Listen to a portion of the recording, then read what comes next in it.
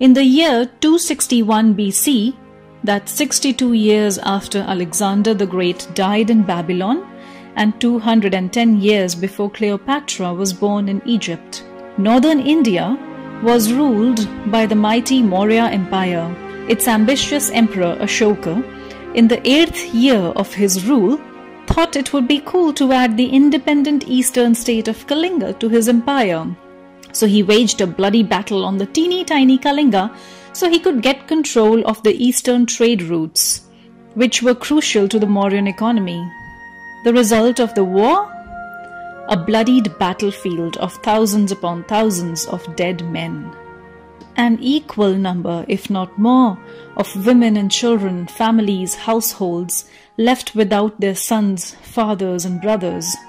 Thankfully, for once in the history of India, and perhaps the world, and even mankind, a privileged highborn who'd always had it easy actually felt bad about the misery he had caused on so many poor families in his personal search for his vain territory and his vain glory.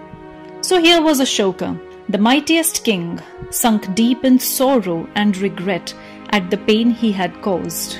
An ironic turn of events, if you ask me, as his name Ashoka actually means without sorrow. This deep remorse at winning the Kalinga war became the key moment of Ashoka's life. Ashoka entirely gave up violence after this war and never fought another war to conquer territory, which is very admirable. Of course, he maintained armies to defend his territory. Not doing that would have been really dumb, which Ashoka was not. But it was clear that he needed another way to conquer, not with weapons, but this time with peace. But was that possible in a time when violence wasn't a choice for survival but a necessity? Yeah, pre-medieval India wasn't all peaceful Hindu farmers going to temples and enjoying familial bliss. Life was poor, violent, and definitely uncertain. The only answer available in the India of 261 BC that gave any hope for peace was Buddhism. Buddhism was a simple, modest order, mostly among its monks and monasteries, a place where everyone was equal, not layered into castes based on birth, but a place where even the lowborn, the poor, the diseased had a hope to live a life of dignity. Its founder, the Buddha, had died just less than 150 years before. His was a smaller star than that of Hinduism, but it was the one that promised the love Ashoka desired for his people now. When Buddha had died, his mortal remains were divided and distributed among the 8 kingdoms where Buddha had lived during his lifetime, and each kingdom had erected a stupa to keep his remains. Now, why was such a thing done?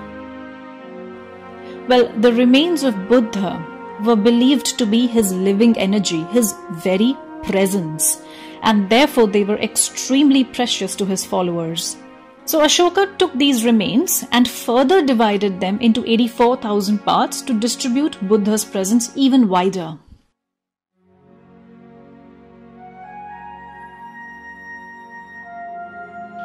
And so he buried Buddha's remains under mounds of mud and placed a chhatra on them, which was a practice to honor the revered. This was all that it was, and that's what a stupa is, a burial mound. And this was how the majestic Sanchi stupas of today came into being. The original Sanchi stupas were actually just half the size of the grand stupas you see today. Over time they grew bigger because the succeeding dynasties after Ashoka's added to the structure of these stupas, each one wanting to contribute their bit of reverence. These stupas today are actually one of the oldest stone structures left in India. But as Buddhism faded out in India around the 12th century, so did the stupas. The Sanchi stupas were actually a lost and forgotten site until they were rediscovered by the British around 1818. And thankfully, its walls and stones too tell us stories to help us recover its past. Especially the doorways on each side of the main stupa depicting scenes from the life and times of Buddha and Ashoka.